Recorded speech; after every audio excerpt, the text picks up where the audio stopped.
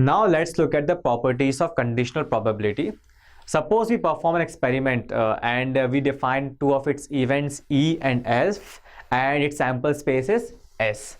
Now first property is probability of sample space given that event F has occurred is equals to 1, and similarly probability of event F given that event F has occurred is also equals to 1. Now how to prove this? The proof is very simple. We'll apply the expression of conditional probability, which is probability of S given that event F has occurred is equals to probability of S intersection F divided by probability of F. Now the intersection of universal set and subset will always be subset. So in this case, this intersection gives simply F. So probability of this expression becomes probability of F upon probability of F, which is equals to 1. Similarly, we can also prove it for this expression, and in this case this S is simply F. So F intersection F will give you simply F, and this also again becomes probability of F upon probability of F, which is again equals to 1. So this was our first property for conditional probability.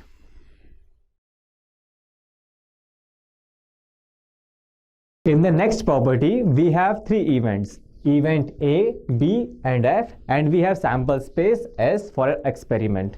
Now in this property, we say that probability of A union B given that F has occurred is equals to P of A given F plus P of B given F minus P of A intersection B given F. Now the proof of this property is very simple. We have to apply the concept of conditional probability. So according to conditional probability, this expression will be equals to P of A union B given F is equals to P of A union B intersection F divided by P of F. Now using De Morgan's law, we can break this term and we get P of A intersection F union B intersection F divided by P of F.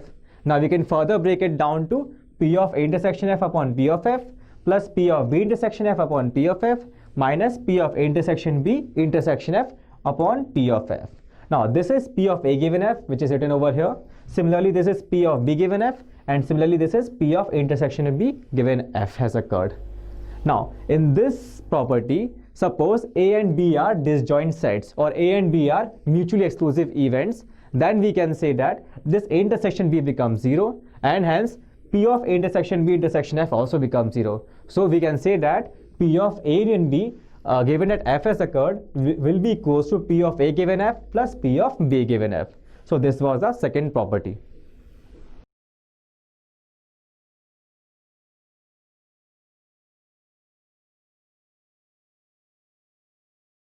Let us now look at a new concept, which is multiplication theorem on probability.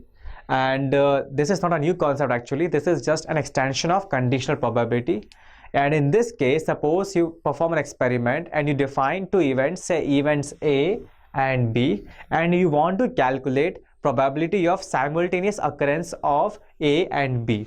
So using conditional probability, how do we calculate probability of simultaneous occurrence of events A and B? So we write the conditional probability expression, which is probability of A given event B has occurred is equals to probability of A intersection B divided by probability of B, and from here we can calculate P of A intersection B, which will be simply P of B into P of A given B. So this is how you can calculate probability of occurrence of both events A and B simultaneously. Now in another case, if you have been given probability of B given that event A has occurred, then in this case again the same expression would be probability of B intersection A upon probability of A, and from here you can calculate probability of A intersection B equals to P of A into P of B given A. So this is multiplication theorem on probability.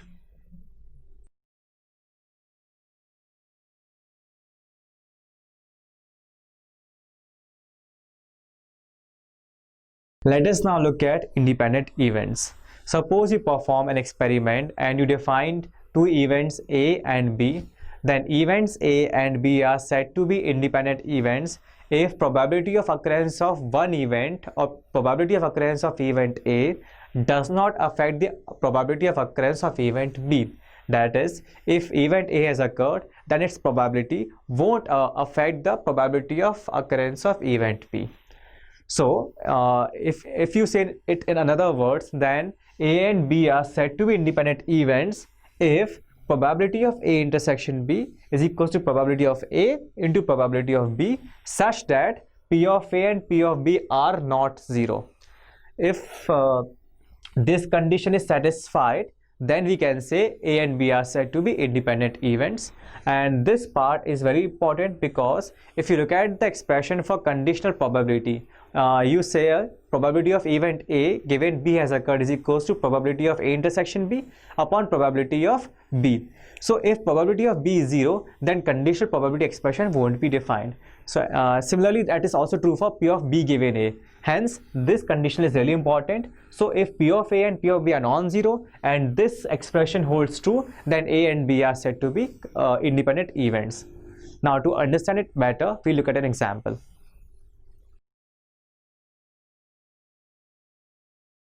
Let us now solve an example. In this example, we are performing a random experiment, and in this experiment, we have a deck of 52 cards. Now, out of these 52 cards, we are drawing one card. Now, here we define two events. Event A is a club card is drawn, and event B is a king card is drawn.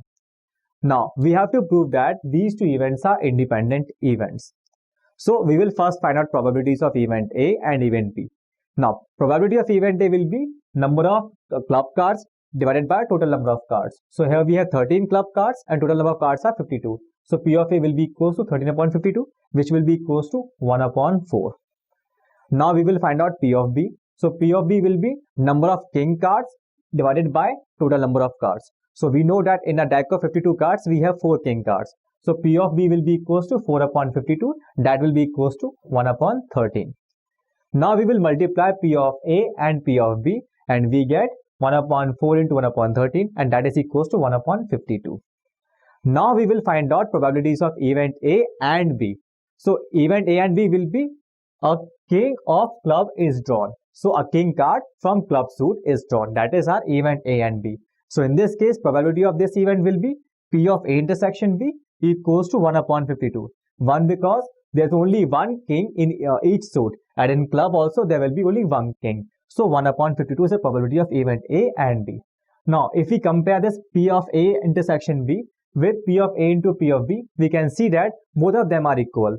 So here we can say that since P of A into P of B is equals to P of A intersection B, hence events A and B are independent events.